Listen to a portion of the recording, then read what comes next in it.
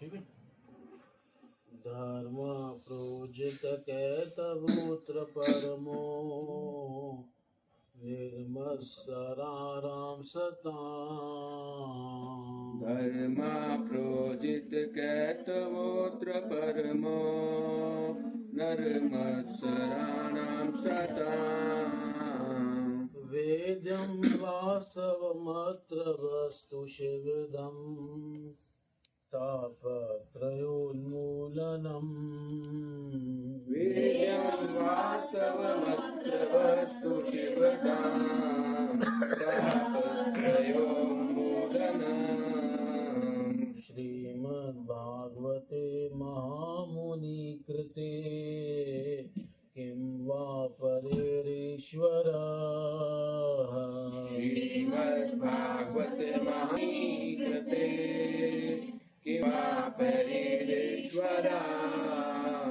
सद्यो हृद्यवरुध्यते प्रकृतिभिः शुश्रूषुभिस्तत्क्षणात्। सद्यो हृदयवरुध्यते प्रकृतिभिः शुश्रूषुभिस्तत्क्षणात्। धर्मः प्रोजित कैतवोत्र परमो निर्मत्सराराम सताम्। धर्म प्रोजित कैतवोत्र परमो निर्मत्सराणां सताम्। वेद्यं वास्तवमत्र वस्तु शिवदम् तापत्रयोन्मूलनम्।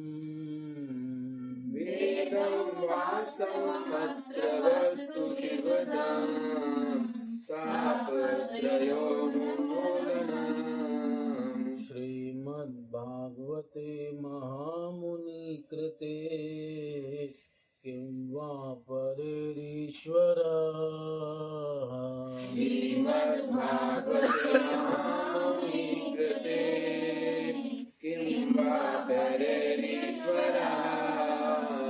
सद्यो हृद्यवरुध्यते प्रकृतिभिः शुश्रूषुभिस्तत्क्षणात्। सद्यो हृदयवरुध्यते प्रकृतिभिः शुश्रूषुभिस्तत्क्षणात्। धर्मः प्रोजित कैतवोत्र परमो निर्मत्सराराम सताम्। धर्म प्रोजित कैतवोत्र परमो निर्मत्सराणां सताम्। वेद्यं वास्तवमत्र वस्तु शिवदम् तापत्रयोन्मूलनम्। वेदं वास्तवमत्र वस्तु शिवदाम् तापत्रयोन्मूलनम्। श्रीमद्भागवते महामुनिकृते किं वा परेरीश्वरः। श्रीमद्भागवते महामुनिकृते किं वा परेरीश्वरः। सद्यो हृदयवरुध्यते प्रकृतिभिः शुश्रूषुभिस्तत्क्षणात्। सद्यो हृदयवरुध्यते प्रकृतिभिः शुश्रूषुभिस्तत्क्षणात्। एक बार आप पढ़ लीजिए श्लोक यही हाँ। धर्म प्रोजित कैतवोत्र परमो निर्मत्सराणां सताम्। वेद्यं वास्तवमत्र वस्तु शिवदाम् तापत्रयोन्मूलनम्। श्रीमद्भागवते महामुनिकृते किं वा परेरीश्वरः। सद्यो हृदयवरुध्यते प्रकृतिभिः शुश्रूषुभिः तत्क्षणात्। चलो परफेक्ट कई बार बड़े बड़े भक्त भी नहीं पढ़ पाते इस श्लोक में। वो कहते हैं कि भाई बड़ा श्लोक है इसको। तो उसका शब्दार्थ अनुवाद और तात्पर्य जगत गुरु श्रील प्रभुपाद महाराज जी के द्वारा श्रील प्रभुपाद महाराज जी की। तो उसका अनुवाद आप लोग सुनिए। यह श्रीमद् भागवत पुराण भौतिक कारणों से प्रेरित होने वाले समस्त धार्मिक कृत्यों को पूर्ण रूप से बहिष्कृत करते हुए सर्वोच्च सत्य का प्रतिपादन करता है, जो पूर्ण रूप से शुद्ध हृदय वाले भक्तों के लिए बोधगम्य है। यह सर्वोच्च सत्य वास्तविकता है जो माया से पृथक होते हुए सबके कल्याण के लिए है। ऐसा सत्य तीनों प्रकार के संतापों को समूल नष्ट करने वाला है। महामुनि श्रील व्यासदेव द्वारा अपनी परिपक्व अवस्था में संकलित यह सुंदर श्रीमद् भागवत पुराण ईश्वर साक्षात्कार के लिए अपने आप में पर्याप्त है, तो फिर अन्य किसी शास्त्र की क्या आवश्यकता है। जैसे ही कोई ध्यान पूर्वक तथा विनीत भाव से श्रीमद् भागवत के संदेश को सुनता है, वैसे वैसे ज्ञान के संस्कार अनुशीलन से उसके हृदय में परम भगवान स्थापित हो जाते हैं। तो यहाँ पे वस्तु निर्देश रूपी मंगलाचरण कर रहे हैं। वस्तु निर्देश और आशीर्वाद, तो ये दो प्रकार के मंगलाचरण हैं। तो हम चर्चा कर चुके हैं कि इस भागवत में अत्रः प्रोज्यतः कैतव परमो धर्मः निरूप्यते। इस भागवत में कैतव रहित परम धर्म का क्या हुआ है, वर्णन हुआ है। यानी कि ये तीनों कांडों से सर्वश्रेष्ठ है। कांड त्रयभ्य वेदेभ्य विषयभ्य सर्वश्रेष्ठत्वम उक्तम। न केवलम कांड त्रयभ्य श्रेष्ठम अपितु अधिकारितोपि श्रेष्ठम। केवल तीनों कांडों से श्रेष्ठ नहीं है, अपितु अधिकारी की दृष्टि से भी एक श्रेष्ठ है। और इसके अधिकारी कौन है? प्योर हार्टेड है, जिनको दूसरे को देख के जलसी नहीं है। निर्मत्सराणाम सताम, है ना। ये प्रभुपाद जी भी लिख रहे हैं, जो पूर्ण रूप से शुद्ध हृदय वाले भक्तों के लिए बोधगम्य है ना, जिनके अंदर मात्सर्य नहीं है। और ये ज्ञान कांड से भी श्रेष्ठ है। वास्तव में जो वास्तविक वस्तु जाननी योग्य है, उसी परमार्थ भूत वस्तु का इसमें क्या किया गया है, प्रतिपाद्यन किया गया है। प्रभुपाद लिख रहे हैं, जो यह सर्वोच्च सत्य वास्तविकता है जो माया से पृथक होते हुए तो वेद्यम वास्तव मात्र वस्तु, तो वो परमार्थ भूत वस्तु कुछ करते भी है कि नहीं करती? क्या करती है? क्रिएशन करती है, सर्जन करती है, सबका कल्याण करती है। शिवदम नहीं, यदि आप सृष्टि आदि की बात नहीं चल रही, यहाँ कल्याण करती है। और कल्याण कैसे करती है? कैसे कल्याण करती है? रोटी का पूरा मकान देखिए कैसे कल्याण करती है। नहीं, जन्म मृत्यु जरा व्याधि तीन प्रकार के कष्ट आदि देवी का ताप त्रयोन्मूलनम, है ना। श्लोक से बताओ ना, जो श्लोक से पूछ रहा हूँ वो बताओ ना।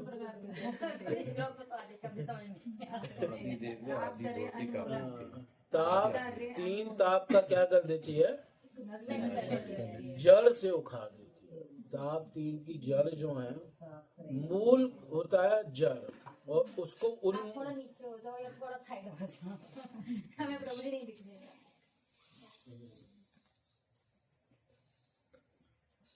ताप तीन जो होते हैं वो उसकी जो जड़ है, मूल है, उस मूल को क्या कर देती है ये, नष्ट कर देती है। वो परमार्थभूत वस्तु जो है वो खत्म कर देती है उन मूल को। और तीनों ताप की जड़ कौन सी है, हालांकि वो बताया नहीं था ना, आदि देविक, आदि अध्यात्म। नहीं वो तो ताप हो गया। डिजायर्स, ताप की जड़, जड़ किसे कह रहे हैं, रूट, हाँ अविद्या, अविद्या ही तीनों तापों की जड़ है। माया, अज्ञान, इसी से तीन ताप हो रहे हैं, ठीक है। तो अब चार चीजों से इसको श्रेष्ठ बता दिया गया कि एक तो ये जो है तीनों कांडों से भी श्रेष्ठ है और अधिकारी की दृष्टि से भी श्रेष्ठ है और ज्ञान कांड की दृष्टि से भी श्रेष्ठ है। अब चौथा बता रहे हैं कि कर्ता की दृष्टि से भी ये सर्वश्रेष्ठ है। इसका कर्ता यानी इसका रचयिता कौन है, तो कह रहे हैं श्रीमद् भागवते महामुनि कृते, इसका नाम है श्रीमद् भागवत, है ना। और इसकी रचना किसने की है, महामुनि ने की। महामुनि का मतलब, महामुनि शास्त्रों में नारायण को कहा गया है, तो इसकी रचना स्वयं नारायण ने की है। नारायण ने पहले इसकी रचना की संक्षेप में, फिर वो नारायण ने वो ज्ञान नारद जी को दिया और नारद जी ने वो ज्ञान वेदव्यास को दिया और फिर वेदव्यास ने इसकी रचना की। तो एक्चुअल इसके रचनाकार कौन है, स्वयं नारायण, स्वयं भगवान इसकी रचना करने वाले हैं। इसलिए श्रीमद् भागवते महामुनि कृते, महामुनि से मतलब भगवान नारायण। श्रीधर स्वामी ने श्लोक की टीका में महामुनि की व्याख्या में भगवान नारायण लिखा है ना, भगवान। इसलिए हम सबसे पहले भगवान नारायण को नमस्कार करते हैं कि नहीं करते। नारायणम नमस्कृत्यम नारायणम नमस्कृत्य और नरम चैव नरोत्तमम देवीं सरस्वतीं व्यासं ततो जयम उदीरे, कि भगवान नारायण को नमस्कार है। नारायणम नमस्कृत्य नरम चैव नरोत्तमम, और नरों में जो सबसे उत्तम है नर को भी नमस्कार है, यानी नर नारायण दोनों को क्या है, नमस्कार है। और जहाँ नर नारायण है वहीं जो है सरस्वती जी भी हैं। देवीं सरस्वती, बद्रिकाश्रम में सरस्वती नदी है, जहाँ वेद व्यास ने लिखी है, तो बद्रिकाश्रम में भागवत लिखी गई, तो वहाँ के अधिष्ठाता देव हैं नर नारायण, उनको नमस्कार है। सरस्वती देवी को नमस्कार है। देवीं सरस्वतीं व्यासम, व्यास देव को भी नमस्कार है। ततो जयम उदीर है, तो उसके बाद इस जय का पाठ करना चाहिए, इसका अध्ययन करना चाहिए। भागवत का नाम क्या है, जय। जय क्यों कहते हैं कि ये माया के ऊपर विजय दिलाएगा ये ग्रंथ, इसलिए इसका एक नाम है जय। कई बार समस्त शास्त्रों का नाम जय माना गया है, कॉमन नाम जय है, क्योंकि भागवत के ऊपर विजय, माया के ऊपर विजय दिलाते हैं, तो इसलिए इसकी रचना महामुनि नारायण ने की। श्रीमद् भागवते महामुनि कृते, तो ये कर्ता की दृष्टि से भी सर्वश्रेष्ठ है।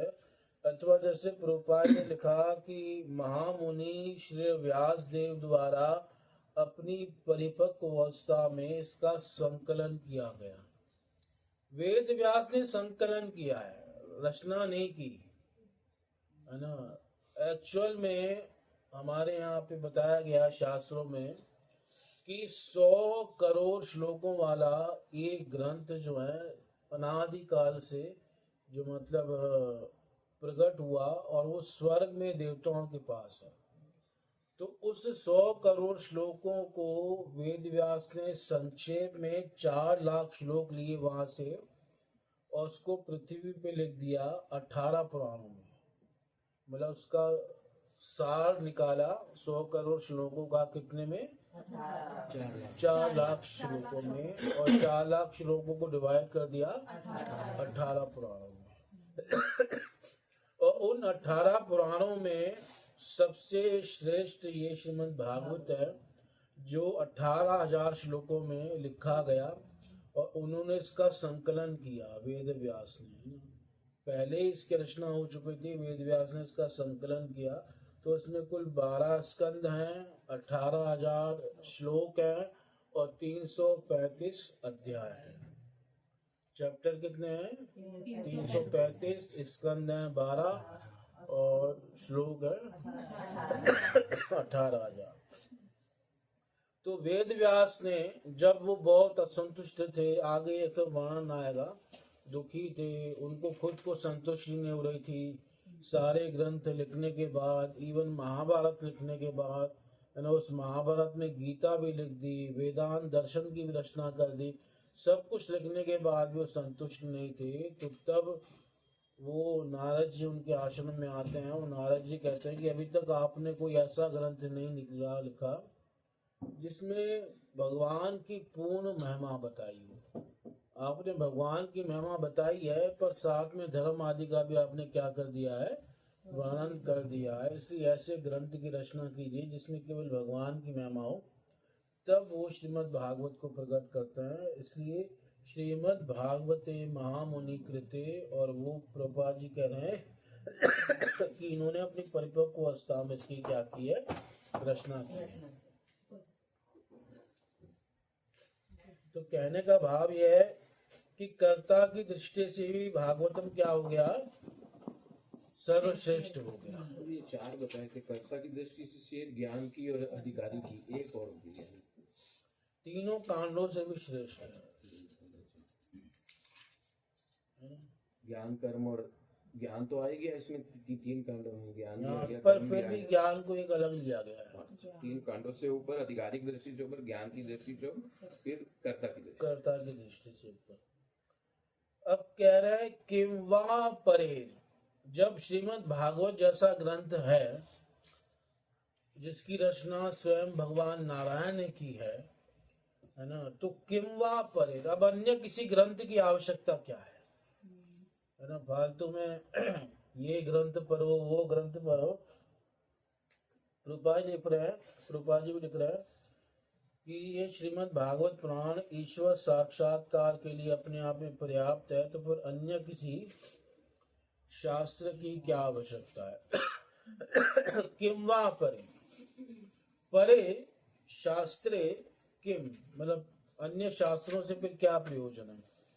जब ऐसा अद्भुत दिव्य ग्रंथ हमारे पास है, तो फिर ज्यादा शास्त्रों के चक्कर में नहीं उलझना चाहिए कि ये ग्रंथ पढ़े, वो ग्रंथ पढ़े। अभी तो सबको क्या पढ़नी चाहिए? सदैव श्रीमद् भागवत का ही क्या करना चाहिए? अध्ययन करना चाहिए, है ना। ये हमारे यहाँ भागवत ही मेन ग्रंथ है, इसलिए चैतन्य महाप्रभु ने भी भागवत को निष्कलंक पुराण कहा, है ना। महाप्रभु का एक सिद्धांत है जो एक भक्त ने लिखा है, उसमें वो भक्त कहते हैं महाप्रभु की क्या मान्यता थी?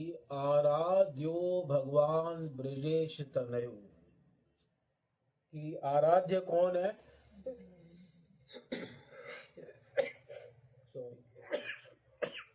आराध्यो भगवान ब्रजेश तनयु, कि भगवान जो ब्रजेश यानी ब्रज के ईश्वर नंद महाराज के जो पुत्र हैं, नंद नंदन श्री कृष्ण, वो क्या है? आराध्य। तद धाम वृंदावनम, उनका धाम क्या है? वृंदावन। और उनकी उपासना सबसे श्रेष्ठ कौन सी है? रम्या काचिद उपासना ब्रज वधु वर्गीण या कल्पिता, कोई एक उपासना बहुत रमणीक है, सर्वश्रेष्ठ है उनकी, और वो कौन सी है? ब्रज वधु वर्गेण या कल्पिता, जो गोपियों ने जो उपासना की, है ना। 3 चीजें हो गई। आराध्यो भगवान ब्रजेश तनयो तद्धाम वृंदावनम रम्या काचिद उपासना ब्रज वधु वर्गेण कल्पिता या कल्पिता श्रीमद् भागवतम प्रमाणम अमलम। और चौथी बात बता रहे हैं कि श्रीमद् भागवत ही परम प्रमाण है, निष्कलंक पुराण है। और पांचवा बता रहे हैं प्रेमा पुमार्थो महान, और भगवान का प्रेम प्राप्त करना ही यही मनुष्यों का अर्थ है, पुरुषार्थ है। श्री चैतन्य महाप्रभोर मतम इदम, ये मत किसका है? श्री चैतन्य महाप्रभु का। तत्र आदरो न पर, इससे श्रेष्ठ हम किसी और मत को नहीं मानते। तो ये 5 चीजें हैं जो महाप्रभु ने बताई है कि नंद नंदन श्री कृष्ण आराध्य हैं, उनका धाम वृंदावन है, और गोपियों की उपासना सर्वश्रेष्ठ है, और इसका प्रमाण है श्रीमद् भागवतम, है ना, और प्रेम ही परम पुरुषार्थ है। तो ये महाप्रभु का मत है। तो महाप्रभु ने भी भागवत को ही परम प्रमाण माना है। हमारे यहाँ वेद आदि सबसे श्रेष्ठ क्या माना गया है? श्रीमद् भागवत ही माना गया है। तो किम वा परे, अब बता रहे ईश्वर भगवान सद्य तुरंत हृदय में अवरुद्ध हो जाएंगे। ईश्वर भगवान तुरंत हृदय में अवरुद्ध हो जाएंगे। किसके हृदय में अवरुद्ध हो जाएंगे? जो नहीं, ऐसा तो नहीं कहा गया।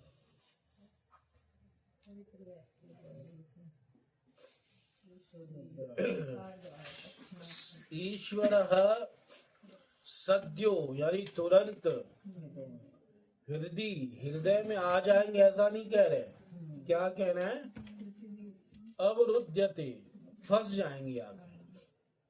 जैसे कोई चीज कहीं फंस जाती है ना, वहां से निकलती नहीं है, ऐसे भगवान जो है अवरुद्ध हो जाएंगे हृदय में। हाँ, सुनने वाले के हृदय में अवरुद्ध हो जाएंगे। सुनने वाले के हृदय में। किसके हृदय में? माता जी कह रही उपासना करने वाले के लिए, आप कह रहे हो सुनने वाला। शास्त्रों क्या कह रहा है? शुश्रूषु भी, जिसके अंदर सुनने की इच्छा आ जाएगी। मतलब भागवत सुनने की अगर इच्छा पैदा हो गई तो तभी ईश्वर हृदय में क्या हो जाएंगे? बंदी हो जाएंगे, है ना। सुनने का तो फिर तो कहना ही क्या, सुनना तो आगे की चीज है। अगर सुनने की इच्छा भी जागृत हो गई ना कि हाँ मैं भागवतम सुनूंगा रोज, तो तभी ईश्वर क्या हो जाएंगे? बंदी बन जाएंगे। अच्छा, आप सत्य कह रहे हो, मतलब जल्दी आ जाएंगे, पर भाई जल्दी क्या, किसका जल्दी, है ना। भगवान का जल्दी भी हो सकता है बहुत देर हो, है ना। भगवान कहे कि भाई आ जाऊंगा, चलो 2-3 जन्मों का इंतजार करो, है ना। तो भगवान के लिए तो जल्दी है, पर हमारी तो भाई 2-3 जन्म तुरंत बीत जाएंगे। तो यहाँ फिर संतुष्टि नहीं हुई सूत वेद व्यास को। तो पहले सद्य का, फिर दूसरा शब्द कह रहे हैं नहीं तत्क्षणात्, उसी क्षण आ जाएंगे, है ना। वरना जब सद्य कह दिया, सद्य का मतलब है जल्दी, है ना, तुरंत। पर अब कोई कह सकते हैं ना भाई भगवान के लिए तो 10-15 जन्म भी जल्दी है ना। वो अनंत काल से हैं, तो है ना, उनके लिए तो वो भी क्या है भाई, चल इतने जन्म बिता दी तूने, 10 जन्म में तो आ गया, है ना। पर हमारे लिए तो जल्दी नहीं है ना। तो इसलिए यहाँ पे वेद व्यास फिर खुद ही लिख रहे हैं नहीं तत्क्षणात्, उसी क्षण आ जाएंगे। सद्य हृदय अवरुध्यते अत्र, इस श्रीमद् भागवत को सुन, इसलिए फिर अत्र शब्द का प्रयोग किया। शुश्रूषु भी, जिसके अंदर सुनने की इच्छा आ जाएगी, है ना, उसके अंदर ईश्वर बंदी बन जाएंगे, उसके हृदय में आ जाएंगे, उसी क्षण आ जाएंगे। और एक शब्द और छूट गया, सारे शब्दों की व्याख्या हो गई। कृति भी, पर ये सुनने की इच्छा बिना पुण्य के नहीं आएगी। जिनके पुण्य होंगे, जो कृति होंगे, है ना, जिनके पाप खत्म हो गए होंगे, उनके अंदर क्या आएगी? ऐसी सुनने की इच्छा आएगी। और जब वो सुनेंगे तो भगवान उनके हृदय में क्या हो जाएंगे? सुनने की इच्छा से ही बंदी बन जाएंगे। तो ये एक प्रकार से आशीर्वाद हो गया। लेकिन पाप क्षीण होना तो हमारे कंट्रोल में नहीं है ना, वो तो जो किए हुए हैं जैसे क्षीण होंगे तभी होंगे ना, टाइम आएगा। हाँ टाइम आएगा, पर पुण्य व्यक्ति के अंदर होना चाहिए, क्योंकि पुण्येर बिना तू श्रवण इच्छा नैव जायते, बिना पुण्यों के सुनने की इच्छा नहीं पैदा होती, पापियों के अंदर सुनने की इच्छा भी नहीं पैदा होती। इसलिए भगवान ने गीता में कहा ना, येषाम त्वंत गतम पापम जनानाम पुण्य कर्मणाम ते द्वंद्व मोह निर्मुक्ता भजन्ते माम दृढ़व्रता। 7वें अध्याय का 28वां श्लोक है गीता का, कि जिनके पाप खत्म हो चुके हैं, ये शाम तो अंतगतम पापम, और जना नाम पुण्य कर्मणाम, जो पुण्य कर्म में है उनके पाप खत्म हो जाए तो वे दृढ़ता से मेरा भजन कर पाएंगे, है ना। बाकी लोग अगर भजन करेंगे भी तो भी दृढ़ नहीं हो पाएंगे उस भजन में। ते द्वंद्व मोह निर्मुक्ता भजन्ते माम दृढ़व्रता। तो इसलिए पुण्य जो है, जो पुण्यात्मा है, जिनके पापों को खत्म हो गए हैं, अथवा पूर्ण पाप खत्म होने की बात नहीं है, मतलब स्थूल पाप खत्म हो गए हैं और पुण्य जागृत हो गए हैं, तो ऐसे व्यक्ति जो है भागवत सुनने की इच्छा उनके अंदर होगी और इससे ईश्वर तुरंत क्या हो जाएंगे, हृदय में बंधनी बन जाएंगे, है ना। इसलिए कहा गया है जन्मांतरम भवेत पुण्यम तदा भागवतम लभे, जिसके बहुत पुण्य इकट्ठे होते हैं तब उससे भागवत की प्राप्ति होती है, ऐसे कोई भागवत नहीं सुन सकता। बंदी बंदी का मतलब अंदर होंगे और आपको प्रोत्साहित करते रहेंगे सुनने के लिए। हाँ बिल्कुल। इसलिए कहा गया है, इसी पहले स्कंद के 7वें अध्याय में भी कहा गया है, ये से बड़ा सुंदर श्लोक है 1:7-10 में भी,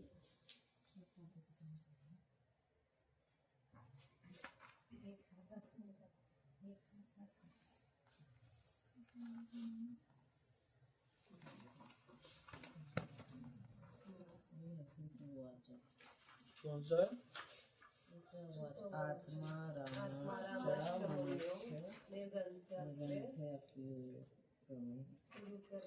अच्छा नहीं, एक मिनट, ये नहीं है फिर ये। यस्याम वे शूणमयम, हाँ ये है, यस्याम वे शूणाम्यम कृष्णे परम 7 पुरुषः। है ना, एक साथ साथ है। 1:7 1:7 यस्याम वे श्रूयमाणायाम कृष्णे परम पुरुषे भक्तिरुत्पद्यते पुंसा शोक मोह भयापः। यस्याम, जिस सात्वती संहिता को, है ना, भागवत का एक नाम सात्वत संहिता है, संहिता स्त्रीलिंग में है ना, तो इसलिए यस्य न कह के यस्याम कह रहे हैं स्त्रीलिंग में।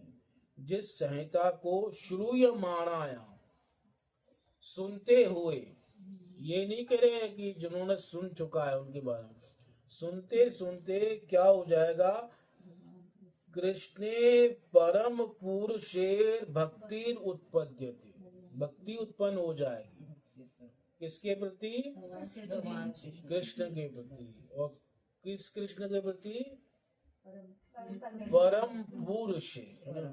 वैसे पुरुष में छोटा ऊ लगता है, पर यहाँ जोर देने के लिए बड़ा ऊ लगा रहा है, पुरुष, है ना, परम पुरुष, है ना, कृष्ण में भक्ति हो जाएगी, उत्पद्यते, उत्पन्न हो जाएगा। अब यहाँ पे उत्पन्न होने का मतलब है प्रेम भक्ति की बात हो रही है, साधना भक्ति की नहीं, क्योंकि साधना भक्ति तो कर ही रहा है जो सुन रहा है।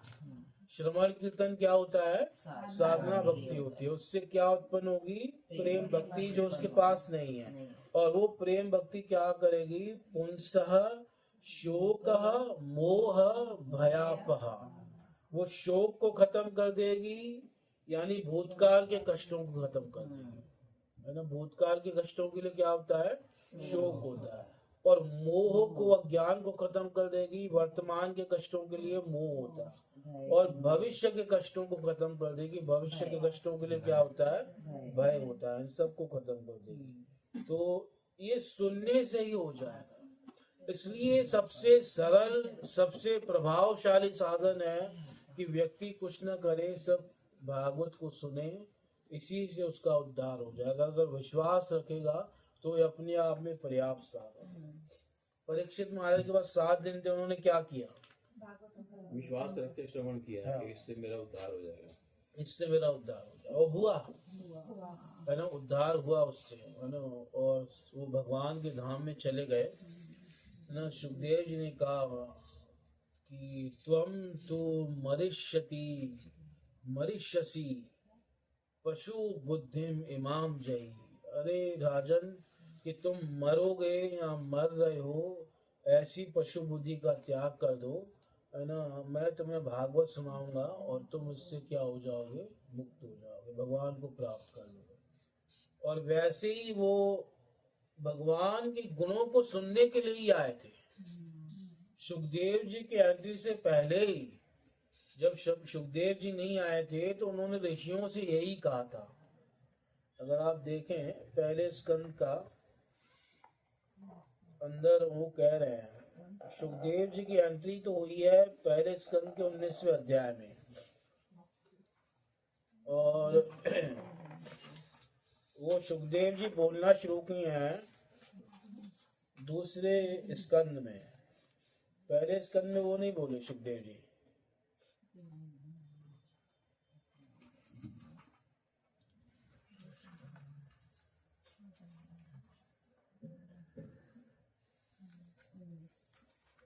तो वो जो है क्या कह रहे हैं अभी बताओ। 1:19 भागवत तो सारी हमारे हिसाब से वो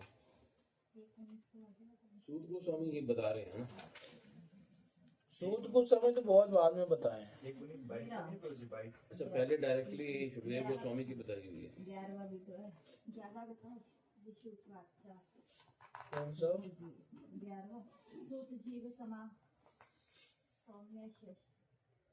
नहीं, ये तो वो ये नहीं है, ये मैं बता रहा हूँ बस। ये मुझे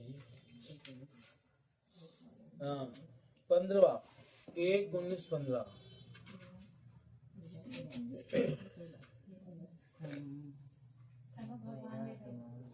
1:19-15 है।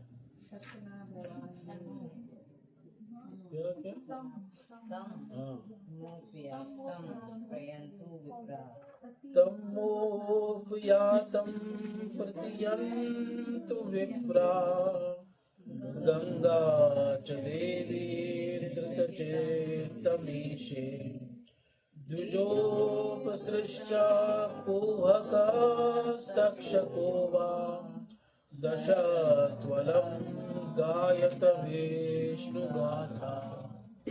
ये ऋषि मुनियों से कह रहे हैं, अभी सुखदेव जी नहीं आए। ठीक है, क्या कह रहे हैं? कौन, विष्णु? नहीं, अभी कौन कह रहे हैं? ये परीक्षित महाराज कह रहे हैं। परीक्षित महाराज को जो श्राप मिल गया और वो गंगा किनारे बैठे हुए हैं और सारे ऋषि मुनि एकत्रित हो गए हैं बड़े बड़े, पर अभी सुखदेव जी की एंट्री नहीं हुई है ना। जो मुख्य हीरो है वो भी नहीं आया है ना। सहायक कलाकार जो है सब आ चुके हैं, तो सुखदेव जी नहीं आए हैं। और वो उससे पहले ही ऋषि मुनियों से क्या कह रहे हैं? तम मोपयातम प्रतियंतु विप्रा। हे ब्राह्मणों, हे ऋषियों, मैं आप सबकी शरण में हूँ, मुझे आप अपना शरणागत जाने। और गंगा च देवी, और साथ में मैं गंगा जी के भी शरण में हूँ। और धृता चित्तमीशे, मैंने अपने चित्त में किसको धारण कर लिया है? श्री कृष्ण को धारण कर लिया है, अपना चित्त कृष्ण में धारण कर लिया है, या अपने चित्त में कृष्ण को धारण कर लिया है। तो अब चाहे तक्षक आए, द्विजोपसृष्टा, उस ब्राह्मण के श्राप से प्रेरित होकर, या तो तक्षक सर्प के डसने से मेरी मृत्यु हो, या अन्य किसी माया से मेरी मृत्यु हो। कुहकोवा, कुहक कहते हैं कोई माया के प्रभाव से, अथवा तक्षकोवा, वो जो दशु, तो अगर मेरे को डसे तो डसने दो। आप सब क्या कीजिए? गायत विष्णु गाथा, आप सब विष्णु की गाथा गाए, कृष्ण कथा कहिए। ये निष्कर्ष उनके मन में क्या है पहले से ही। वो ये नहीं कह रहे कि भाई कोई किसी को मंत्र आता है सांप उतारने का, मैं उसको बहुत धन दे दूंगा, मैं सम्राट हूँ, है ना, कोई निकाल सकता है तक्षक का विष, है ना। ये सब नहीं कह रहा है, हम लोग होते तो यही कहते हैं ना कि है कोई निकालने वाला, है ना। और एक ऐसा आया भी था, जैसे मैंने एक बार कथा सुनाई थी ना आपको, कि एक कश्यप ब्राह्मण थे, वो आ रहे थे, है ना, बड़ी तेज तेज आ रहे थे। जब ये जो है समय पूरा हो रहा था 7 दिन, तो तक्षक भी आ रहा था डसने के लिए, क्योंकि अब कोई कहे कि भाई तक्षक को क्या जरूरत थी, ब्राह्मण शाप दिया था, वो बैठा रहता, मैं नहीं जा रहा भाई डसने में, डोंगा थोड़ी हूँ, तुम बोला है तो मैं क्यों जाऊँ। पर वो ब्राह्मण का शाप तक्षक को प्रेरित कर रहा था, क्योंकि शाप था ना पहले, ऐसे नहीं कि वो शाप लगते थे। आजकल वैसी तपस्या नहीं है, कुछ है नहीं, तो ना शाप लग रहा है ना आशीर्वाद लग रहा है ना। पहले तपस्या होती थी तो शाप भी लगता था, आशीर्वाद भी लगता था, है ना। और उससे तपस्या भी कम होती थी। अगर किसी को आशीर्वाद दिया तो तपस्या कम होगी, श्राप दिया तो तपस्या क्या होगी, कम होगी। तो श्राप प्रेरित कर रहा था, और तक्षक जा रहा है बड़ी तेजी से, और इधर से वो ब्राह्मण भी जा रहा है। उस ब्राह्मण ने ब्रह्मा से विद्या सीखी थी कि वो किसी भी सर्प के डसे हुए का विष उतार सकता है।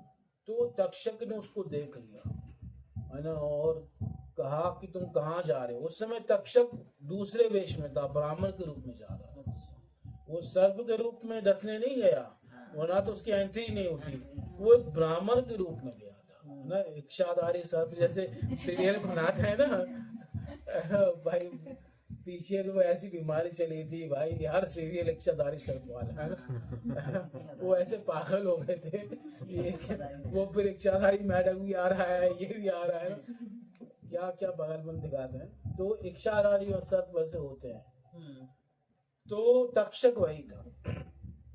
तो जो ब्राह्मण था, उसको जब तक्षक ने देखा तो उसने पूछा कि तुम कौन हो। तो उसने कहा मैं कश्यप ब्राह्मण हूँ, और मैंने ब्रह्मा से विद्या सीखी है, और जैसे ही वो तक्षक जो है परीक्षित को डसेगा तो मैं सारा विष क्या कर दूंगा, उतार दूंगा। तो वो मजाक में कहता है कि तुम भाई विष उतार सकते हो, पर तक्षक का नहीं उतार पाओगे। कह रहा है मैं सबका विष उतार सकूँ, मेरे पास ऐसी विद्या है। तो वो फिर कहता है मैं तक्षक ही हूँ, और अगर तुम्हारे पास ऐसी शक्ति है तो दिखाओ मेरा विष उतार के। तो वहां एक वृक्ष होता है, और वो उस वृक्ष को डसता है तक्षक सर्प। तो उस वृक्ष का एक एक पत्ता जल के राख हो जाता है। मतलब सोचो, इतना बड़ा वृक्ष है, और उस वृक्ष में एक एक पत्ता क्या हो जाता है, राख बन जाता है। कहता है अब इसको ठीक करके दिखाओ। और वो ब्राह्मण ऐसा मंत्र से विद्या से करता है, फिर वैसा का वैसा वृक्ष हो जाता है, एक एक पत्ता वैसा हरा भरा हो जाता है। वो समझ जाता भाई मैं अगर डसूंगा भी तो ये क्या कर देगा, बचा लेगा, जीवित कर देगा, और फिर इससे क्या होगा, मेरी बेइज्जती हो जाएगी। तो कश्यप ब्राह्मण को प्रेरणा किसने दी कि वहां जाके विष उतारो?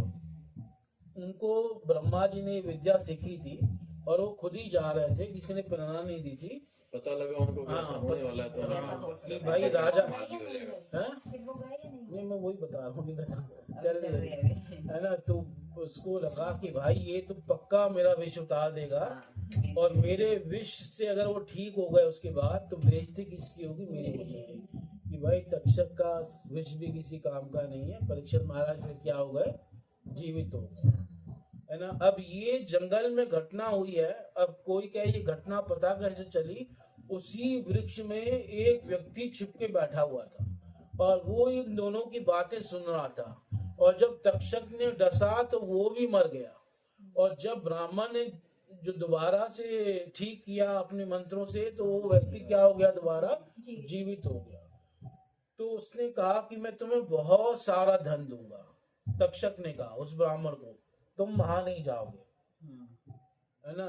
अब सर्पों के पास धन होता है, उनके पास मणियां होती हैं, तो उसने कुछ मणियां दी, दिव्य मणियां। तक्षक ने उस ब्राह्मण को मतलब कि वहां नहीं जाओगे। तो वो ब्राह्मण फिर कश्यप वो लेकर के वापस चला गया, और तक्षक फिर गया, और परीक्षित महाराज को उसने डसा, है ना। और वो गया था ब्राह्मण के रूप में, और 7 दिन पूरे होने वाले थे और वो ब्राह्मण फल लेकर आया।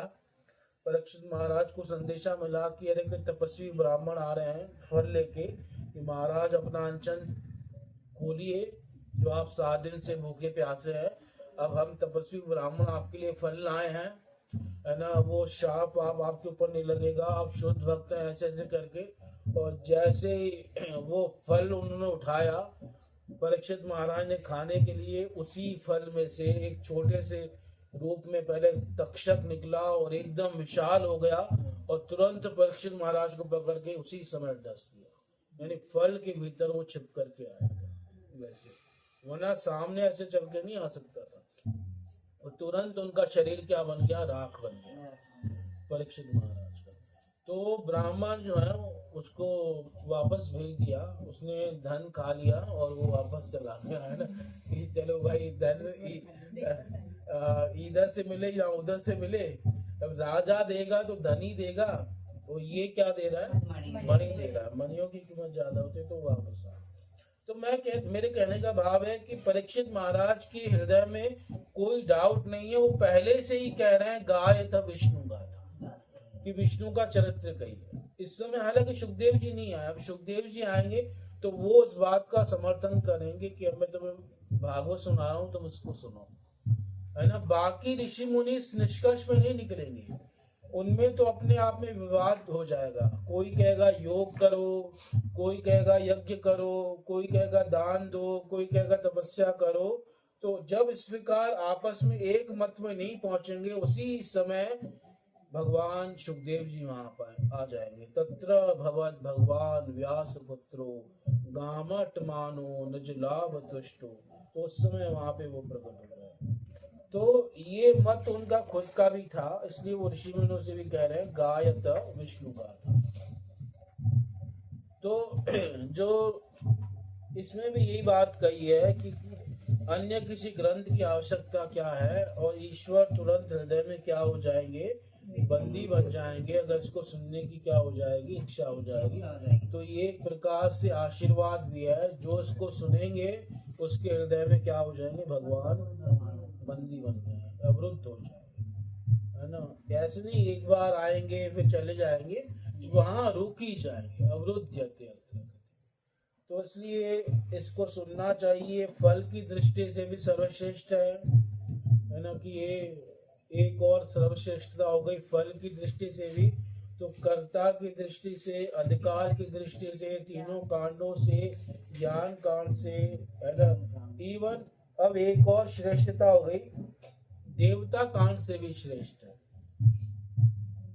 क्योंकि इस भागवत को सुनने से हृदय में कौन आ रहा है, कोई देवता नहीं आ रहा, सीधा भगवान हृदय में आ रहे हैं, ईश्वर है शब्द है। तो सत्य हृदय अवरुद्ध्यते अत्र पृथ्वी शुश्रूषोभिर्दर्शनात्। तो ये श्लोक हमने पूरा समझ लिया है। अब तात्पर्य शुरू करते हैं हम, प्रभुपाद जी क्या समझा रहे हैं। तात्पर्य, धर्म में 4 मूल विषय सम्मिलित हैं: पुण्य कर्म, आर्थिक विकास, इंद्रिय तुष्टि तथा भव बंधन से मोक्ष।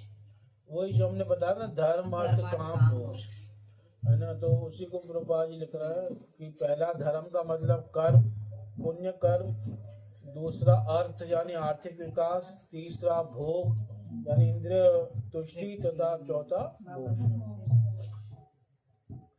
अधार्मिक जीवन असभ्य अवस्था है। वस्तुतः मानव जीवन का समारंभ धर्म के सूत्रपात से होता है। आहार, निद्रा, भय तथा मैथुन, ये पशु जीवन के 4 नियम लक्षण हैं। ये चारों पशुओं तथा मनुष्य में समान रूप से पाए जाते हैं, किंतु मनुष्यों में एक अतिरिक्त कार्य धर्म होता है। धर्म के बिना मनुष्य जीवन पशु जीवन से ज्यादा अच्छा नहीं है। अतः प्रत्येक मानव समाज में धर्म का कोई न कोई रूप पाया जाता है, जिसका उद्देश्य आत्म साक्षात्कार है और जो ईश्वर के साथ मनुष्य के शाश्वत संबंध को बताने वाला है। प्रभुपाद जी कह रहे हैं प्रत्येक मानव समाज में धर्म का कोई न कोई रूप होता ही है।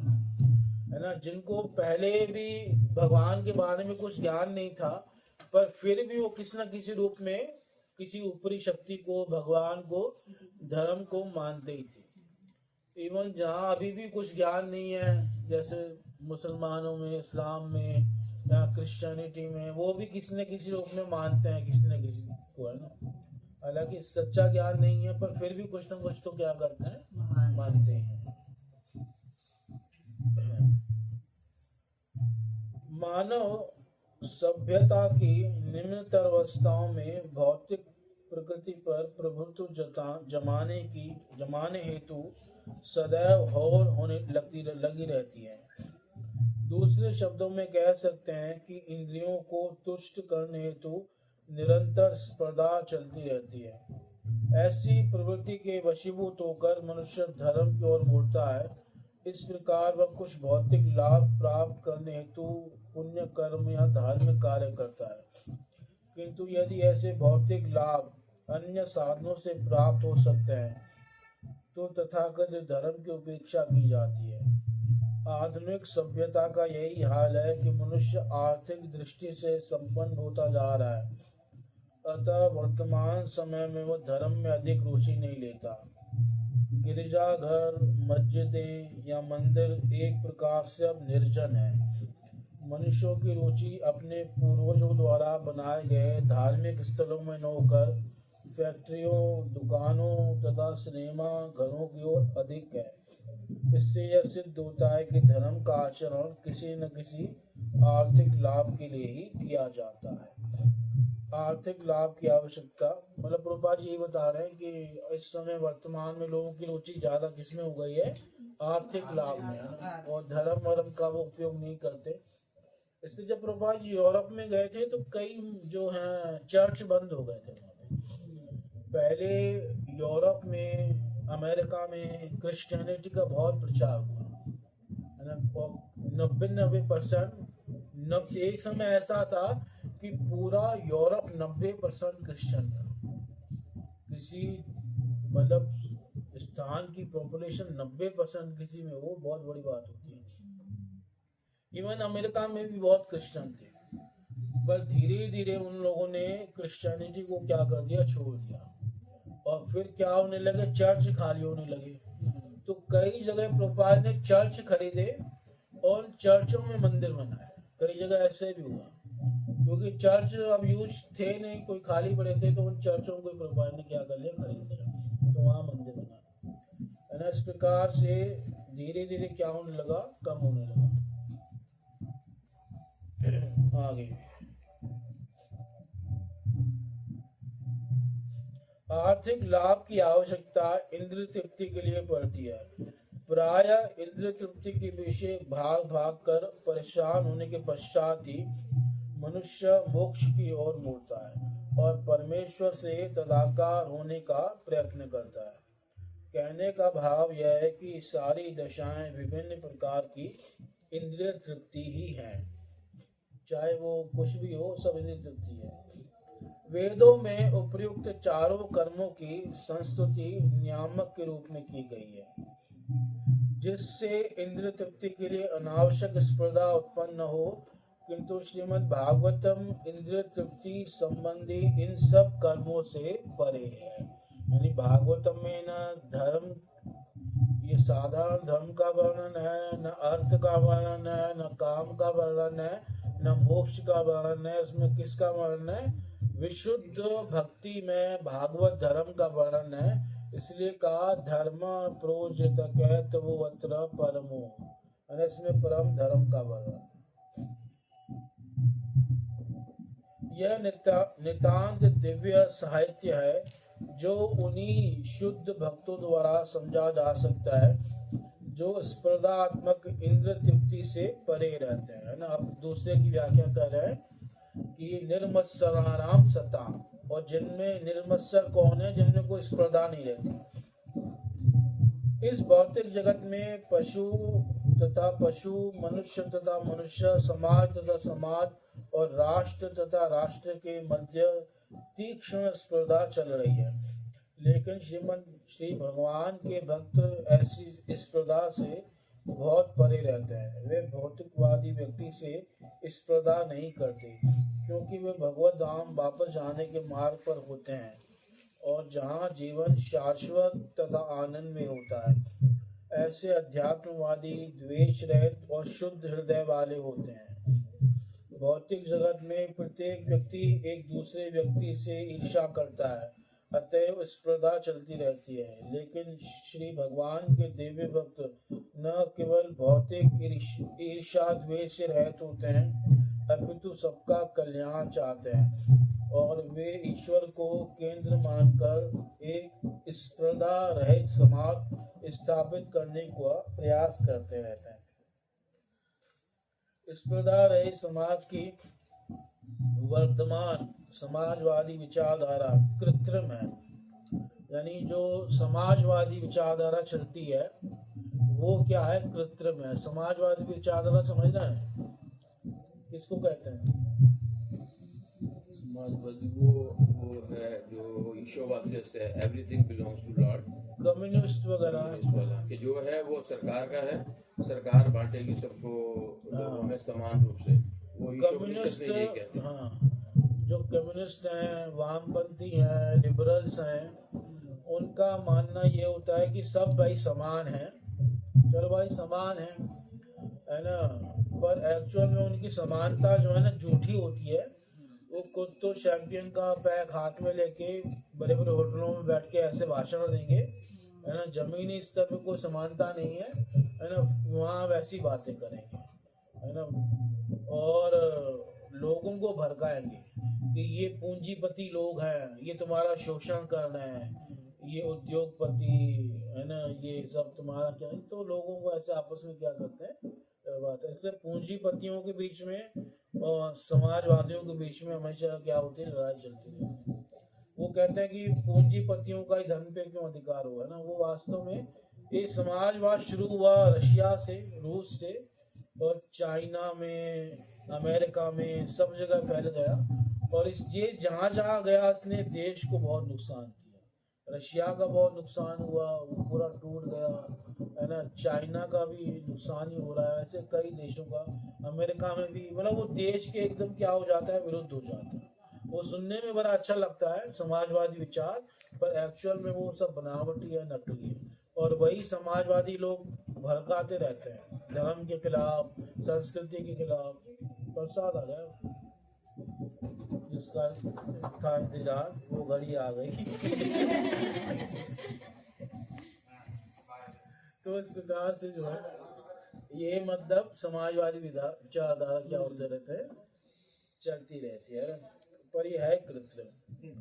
हाँ, तो इसको यहाँ पे प्रभुपाद जी बता रहे हैं। तो बस एक तो आगे प्रभुपाद जी कह रहे हैं क्योंकि इसमें तानाशाह के पद के लिए स्पर्धा चलती रहती है, इसलिए जितने ये ऐसे देश है ना वो तानाशाह है। जैसे चाइना कम्युनिस्ट देश है, पूरा तानाशाह है ना। अब कोरोना में क्या हाल कर दिया था चाइना ने, अपने ही लोगों का ऐसा बुरा व्यवहार किया था उसने कि कोई कुछ कर ही नहीं सकता, वो चीजें बाहर भी नहीं आ रही थी। तो इस प्रकार से ये आपस में दोनों का झगड़ा चलता रहता, उद्योगपतियों का और समाजवादियों का। ठीक है, समय हो गया, यहाँ पे विराम देते हैं।